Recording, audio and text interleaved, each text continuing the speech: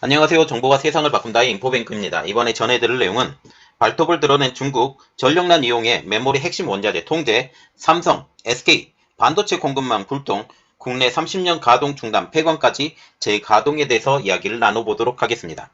여러분의 구독, 좋아요 한 번씩 눌러주시고 이야기를 시작을 해보겠습니다. 지금 중국의 전력난은 인재예요.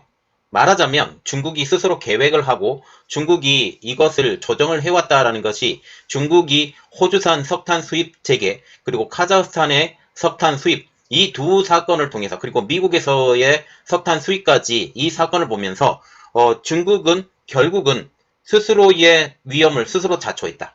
스스로 자초하면서 이것을 어떤 식으로 풀어내는지에 대해서 우리가 봐야 돼요. 그래서 중국과 같은 경우는 이 전력난을 통해서 중국에서 만들어진 물품들이 저가로 지금 계속적으로 운영이 되어 왔었는데 저가로 운영되었던 이 제품들을 이제 전력난을 통해서 가격을 높이고 가성비를 높인다라는 거죠. 가성비를 높이고 또한 이 가성비를 높임과 동시에 그리고 그 탄소 배출이 많은 공장들을 이제 손절하겠다. 이전에 중국과 같은 경우는 낮은 수준의 GDP 수준이었지만 이제 고퀄리티의 산업으로의 이동을 나갈 것이고 말하자면 님비 현상이에요. 그래서 나쁜 산업들은 해외로 하고 좋은 사업들만 이제 국내에서 운영하겠다라는 생각을 갖고 있죠. 이것의 대표적인 이야기가 이제 나오기 시작을 합니다. 중국은 전력난을 무기로 히토류 및 광물 생산을 줄이며 전세계 산업과 반도체까지 위협을 하고 있습니다. 이를 통해 공급망 불안으로 삼성전자, SK 하이닉스 등의 국내 반도체 생산에도 타격이 불가피할 것이라는 전망이 나오고 있죠. 또한 히토류 생산량의 감소로 인하여 가격까지 상승하고 있어 국내 운영에 타격이 있을 것이라고 보이고 있습니다. 여기에 중국 내 전력난은 현지에 진출한 한국의 중소기업들의 피해로 이어지고 있으며 물류난까지 겹쳐서 중국에 진출한 중소기업의 상황은 최악에 접어들었다라고 보고 있다는 거죠. 한국의 중소기업들은 저렴한 인건비 그리고 저렴한 전기 이것을 이용해서 물건을 만들어서 해외에 판매하려고 했는데 이제는 저렴한 전기가 아니에요. 그리고 저렴한 인건비도 아니죠. 이전까지는 저렴한 전기를 사용해서 여기에서 만들어지는 가격의 차이, 가격의 갭을 이용해서 해외로 수출을 할 수 있었다면 이번에는 전기 가격이 상승을 하면서 이제는 더 이상의 저렴한 가격으로 물건을 만들어내지 못하는 상황까지 그리고 전기라도 순풍순풍 이렇게 공급해주면 좋은데 이렇게 되지 않은 이러한 상황까지 몰리게 된다라는 거죠. 여기 그림을 하나 올려드렸는데 중국의 전력난에 따른 국내 기업 영향에 대해서 위니아전자, 현대두산인프라코, 포스코, 오리온, LD스플레이, 삼성전기, 현대자동차 그리고 중기제품들 중에 특히 전자부품이나 아니면 철강, 기계부품까지 이 모든 것들이 영향이 있는데 이 내용에 대해서는 제가 나중에 따로 알려드릴 거고 이것은 자료로만 일단 보시고 나중에 또 알려드리겠습니다. 그러면 우리가 궁금한 점 중국 내 반도체 기업들 특히 삼성전자의 낸드 플래시 공장이나 SK 하이닉스의 파운드리나 아니면 D램 그리고 인텔에서 인수한 낸드 플래시 사업들은 어떻게 될 것이냐 라는 측면이죠. 중국 내 반도체 기업으로는 지금 SK 하이닉스와 삼성전자가 있고 또한 올레드 공장을 지금 광저우에서 LD스플레이에서 운영을 하고 있죠. 삼성전자는 중국 산시성 시안에 2개의 낸드 플래시 팹을 가동하고 있습니다. 그리고 이전에 LCD 팹을 가지고 있었는데 이것은 이미 차이나스타에 넘긴 상황이죠. 그래서 이번에 영향에 많은 직격탄을 받지 않은 상황입니다. 삼성전자 전체 낸드 플래시 생산량의 약 40%가 이곳에서 생산이 되죠. SK 하이닉스 역시 중국 장수성 우시에서 D램의 팹을 운영하고 있고 지금 파운드리 팹도 곧 운영을 준비를 하고 있어요. 그리고 2020년에 인텔에서 인수한 낸드 플래시 사업이 랴오닝성 다롄에 지금 위치해 있습니다. 지금 예를 들면 시안은 딱 중국의 중심부에 있죠. 시안 중국의 중심부 색깔이 잘 안 나오니까 색깔을 제가 바꿔서 다시 얘기를 해드릴게요. 시안이라는 것은 중국의 딱 중심부, 황하강 딱 중류에 위치해 있는 데예요. 그리고 다롄 지역입니다. 다롄 지역은 지금 인텔에서 낸드 플래시 사업을 누가 인수했느냐? SK가 지금 인수한 상황이죠. 그리고 우시의 D램 공장과 파운드리 공장 이 두 가지를 보면 되고요. 수저우의 반도체 후공정과 8세대 LCD 라인이 있었는데 이것은 다 넘긴 상황입니다. 그래서 반도체 후공정만 지금 가지고 있어요. 그리고 광저우의 LG 디스플레이가 8세대 LCD 라인과 OLED 라인인데 지금 다 운영을 하고 있는 상황이죠. 그래서 광저우의 LG 디스플레이도 지금 괜찮게 돌아가고 있는데 여기 협력사들이 죽을 맛이에요. 지금 반도체 공장의 특성상 이 전력이 한번 딱 끊어지게 되면 어떻게 돼요? 회복하는데 어마어마한 돈과 그리고 회복하는 데까지 시간이 너무나도 많이 걸린다라는 사실이죠. 이것에 대해서 제가 이야기를 해드릴게요. 최근 중국 북동 지역에서 시작되었던 전력 부족의 문제가 중국 전역으로 삽시간에 퍼지면서 이들 팹이 정상적으로 운영될 수 있을 것이냐 라는 것에 대한 우려가 커져가고 있습니다. 그러나 반도체 팹의 특성상 전력이 공급되지 않게 되면 그래서 가동이 중단하게 되면 팹 하나당 정상화하는데 많게는 수천억 원이 들어가고 수개월의 시간이 걸린다라는 것이 통상적인 생각이죠. 현재까지 양사의 중국 팹은 큰 문제 없이 가동되고 있습니다. 중국에서 운영되고 있는 국내 반도체 팹은 제가 개인적으로 생각하면 걱정할 필요가 전혀 없다라는 게 저 개인적인 생각이에요. 왜냐하면 중국이 정책적으로 반도체 공장을 지원하고 있고 지금 반도체 굴기라고 해서 중국 대조 2025를 통해서 반도체를 최우선적으로 키우고 있잖아요. 그래서 이것에 대해서 끊어지지 않을 것이고 또한 이들 회사에서 나오는 반도체를 중국에서 많이 사용을 하고 있기 때문에 이들 회사에 전력을 공급하지 않으면 중국도 타격을 받기 때문에 중국 내 한국 반도체 팹들에 대해서는 걱정할 필요가 전혀 없다라는 게 저 개인적인 생각입니다. 그러면 이번 전력난 때문에 앞에 서두에도 이렇게 이야기가 나오는데 반도체 부분에 문제가 생길 것이다 라고 타이틀을 올려놨잖아요. 그런데 무엇이 이런 문제를 만들 것이냐라는 것이죠. 문제는 반도체 원재료입니다. 중국 현지 팹에 대한 걱정은 그렇게 할 필요가 없다라고 제가 얘기해드렸죠. 진짜 문제는 반도체 원재료에 대한 한국향 수급 문제입니다. 중국 내에서의 쓰는 반도체 원재료는 중국 업체들만을 위해서 지금 따로 생각해서 이용을 해준다라는 거죠. 마찬가지로 한국 반도체 회사들에게서도 이 공급 문제에는 큰 문제가 없을 것처럼 보여요. 그런데 문제는 한국으로 향하는 이 반도체 원재료가 문제가 될 수 있다는 사실이죠. 일단 반도체를 만들려면 많은 다양한 화학 소재가 필요합니다. 화학 소재의 원료를 중국에서 수입해서 가공하는 경우가 많은데 중국의 전력난으로 인해서 전력 공급 조절로 인해 일부 원료 공급이 타이트해졌다는 사실이죠. 대표적인 화학 소재는 황린입니다. 황린은 백린, 그리고 사인, 화인이로 불리는 인해 동소체로서 연막, 애광탄, 조명탄, 소위탄 등의 원재료로 사용되죠. 인광석을 기반으로 만든 화합물인 황린은 또한 반도체에서는 낸드 플래시 공정 중 일부 층을 깎아내리는 고선택비 인산을 만드는데 반드시 필요한 소재이죠. 그래서 낸드 플래시를 만드는데 중요 소재 중에 하나예요. 깎아내리는 데 사용을 하기 때문에. 중국은 세계 황린 생산량의 약 40%를 차지하고 있습니다. 어떤 데는 40%, 어떤 데는 50% 그렇게 얘기하는데 한 40%가 정확한 것 같아요. 중국이 전력의 문제로 지난 9월부터 제품 생산량을 8월 생산량의 10분의 1. 그래서 9월에 생산하는 생산량이 8월에 생산하는 생산량의 2분의 1 토막도 아니에요.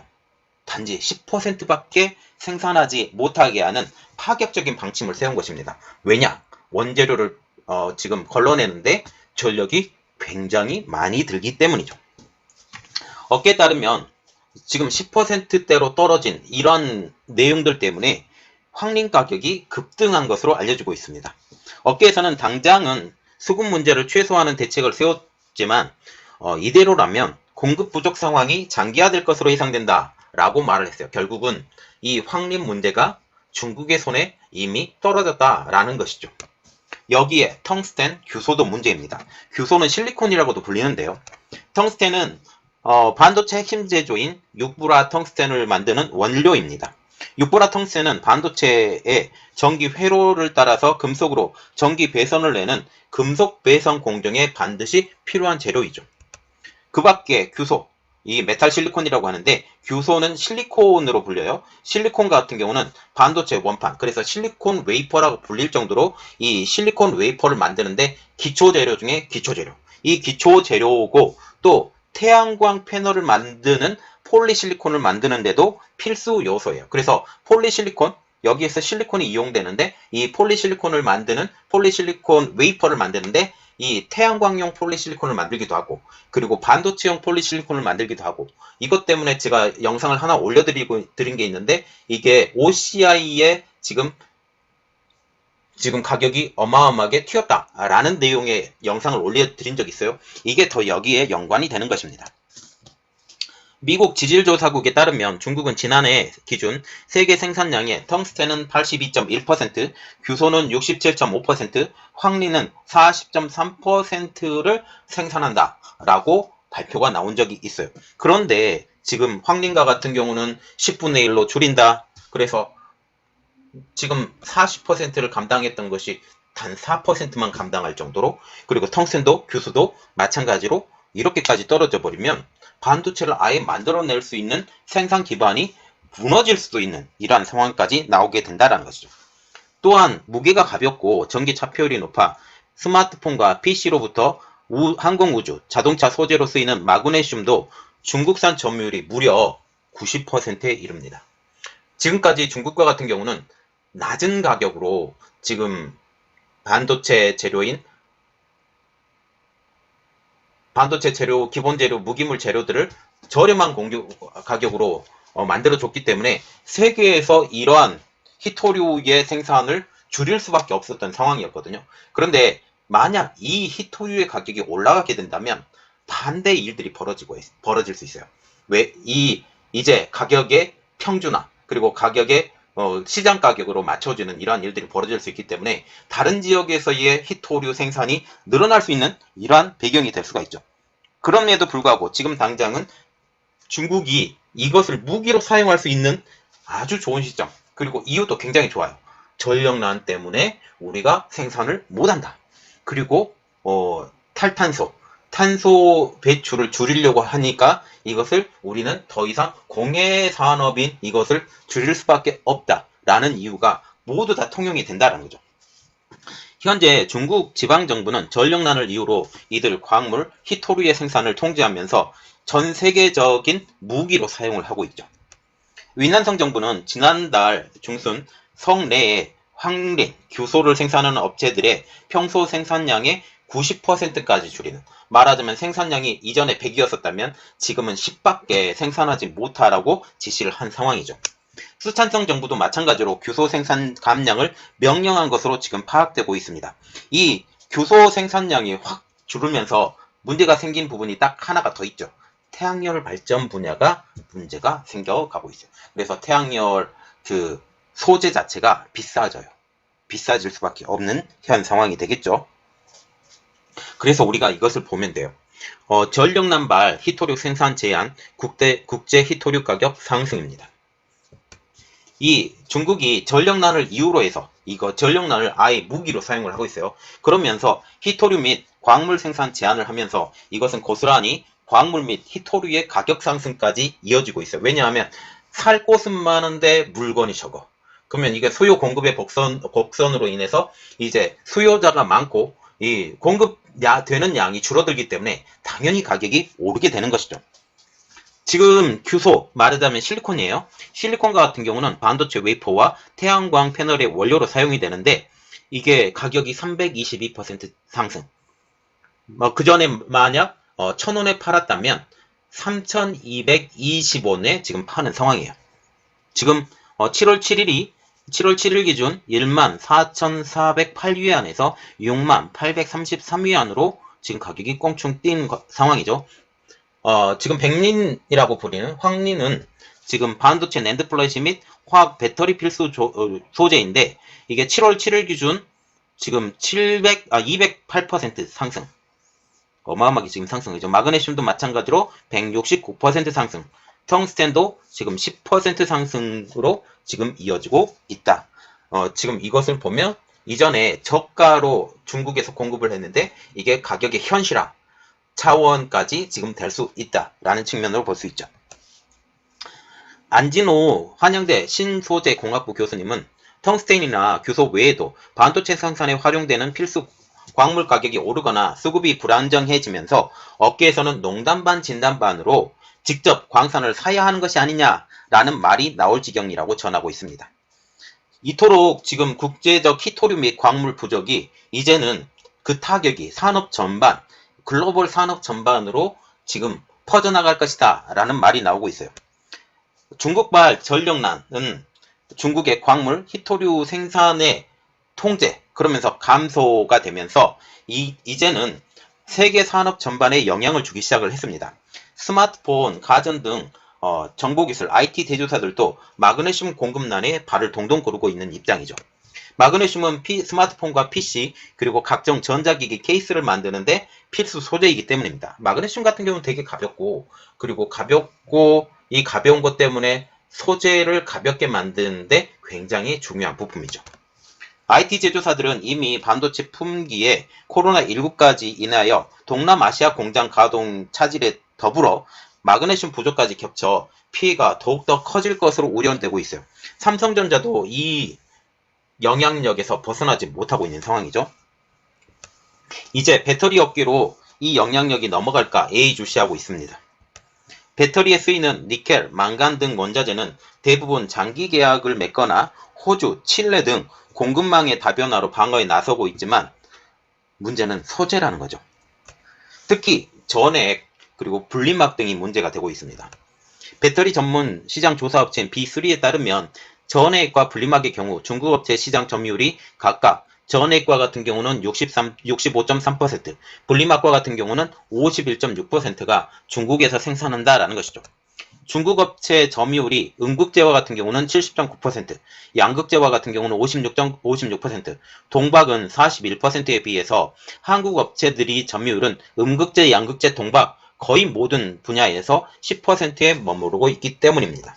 배터리 업계 관계자도 완성차 업체들의 전기차 생산이 늘리면서 현재 공장에서 생산된 배터리의 재고 없이 팔려나갈 정도로 공급이 빡빡한 상황에서 이렇게 음극재, 양극재, 동박에서의 공급, 수급에 문제가 생기면 배터리를 만들어낼 수 있는 능력이 하향이 돼요.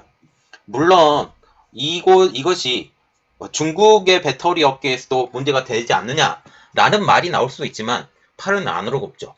팔은 안으로 굽어요. 그래서 우리나라에 먼저 이 제품들을 공급해 줄까요? 중국의 업체들에게 먼저 공급해 줄까요? 당연히 중국의 업체들에게 먼저 공급을 해주고 중국 공산당도 그렇게 지시할 가능성이 높아져가죠. 그러면 우리나라 배터리 업체들도 이것에 대해서 영향력을 상당히 많이 받을 것으로 보이고 있다는 사실이죠.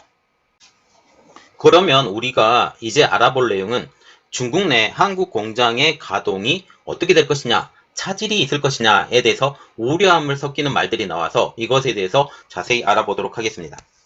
중국 내 한국 제조업계도 공장 가동 차질을 빚고 있어요. 아까 지금 중국 전력난에 따른 국내 기업 영향에 대해서 이 도표를 보여드렸는데 이것에 대해서 조금 더 자세히 들어가 보겠습니다. 위니아전자는 중국 텐진 가전 공장을 현지 정부 방침에 따라서 야간만 운행해요. 다시 말하면 오후 10시부터 가동을 하죠. 주간에서는 가동을 하지 못합니다. 삼성전기 텐진 공장도 간헐적으로 전력 공급이 제한이 되기 때문에 비상발전기를 가동을 해요. 그러면 비상발전기를 가동할 때 일단 전기를 직접 받는 것보다 가격이 상승하죠. 그래서 원가 상승의 요인이 되고 있습니다. 그리고 LD디스플레이 광저우 디스플레이 공장도 공장을 운영하는 것은 괜찮아요. 절대로 제가 아까 말씀드렸죠. 반도체 사업 아니면 디스플레이 사업에 대해서는 지금 공장을 끊임없이 돌아가야 되는데 끊임없이 돌아가는 이 상황을 중국 정부는 가만히 그냥 놔둔다라는 거죠. 그렇기 때문에 LD디스플레이의 광저우 공장 같은 경우는 문제가 되지 않아요. 그런데 인근 협력사들이 원활한 가동이 되지 않는다. 특별히 대성산업가스 등 인근의 협력사들의 원활한 가동이 어렵기 때문에 이것은 결국 LD디스플레이의 공장의 운영에 굉장한 타격이 돼가고 있는 상황이죠. 광저우 정부는 이달 들어 산업용 전기요금을 피크타임에 최대 25%까지 인상한 상황입니다.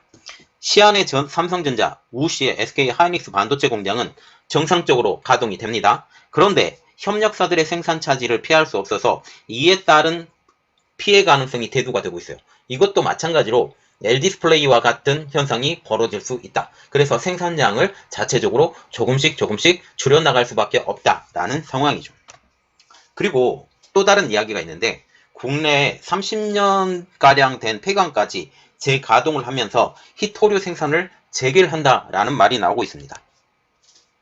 국내에서는 30년, 정확하게는 27년 정도 돼요. 이 30년 가까운 시간에 폐광까지 재가동을 하면서 히토류 생산 재개에 나서고 있다는 소식이 들리고 있습니다. 1970년대까지 세계 최대 텅스턴 광산이었던 강원도 영월 상동광산도 폐광 27년 만인 내년 재가동에 돌입한다라는 내용이죠. 텅스텐은 최근 히토리와 함께 전략 광물로 주목받고 있으며 영월 상동광산은 현재 5,800만 톤에 달하는 세계 최대 규모의 매장량을 지닌 것으로 평가받고 있는 상황이죠. 영월 상동광산의 경우 1980년대 중국의 텅스텐 덤핑 공세에 밀려서 이를 운영하던 대한중석이 1994년 상동광산을 문을 닫았습니다.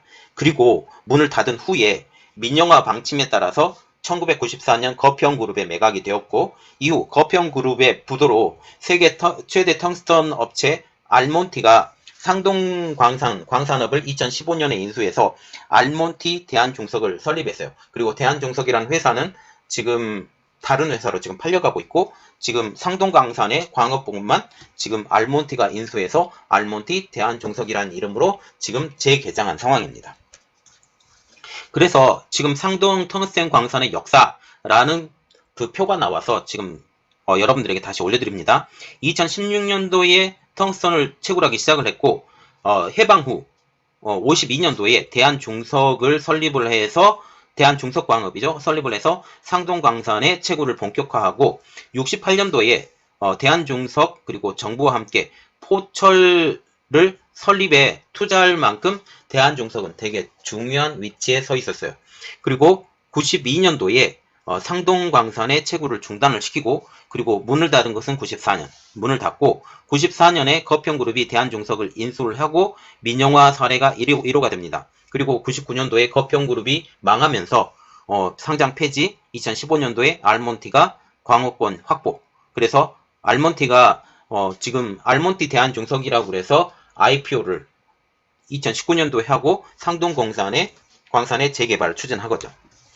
알몬티 대한중석은 상동에 채광한 광석을 성광하는 공장을 지금 다시 짓고 있습니다.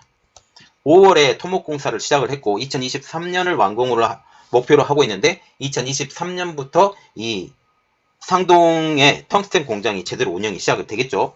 이 공장이 세워지면 2023년부터 텅스텐 채굴에 나설 예정이에요.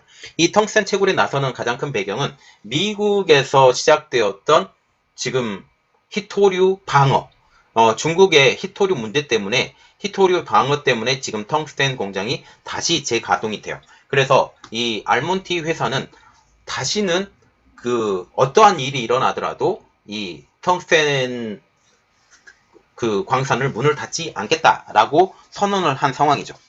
2023년 2,500톤을 시작을 해서 3년 뒤인 2026년도에는 5,000톤까지 지금 연간 생산량을 늘려나갈 예정입니다. 자, 지금 보시면 중국의 숨은 뜻들이 지금 나오고 있어요.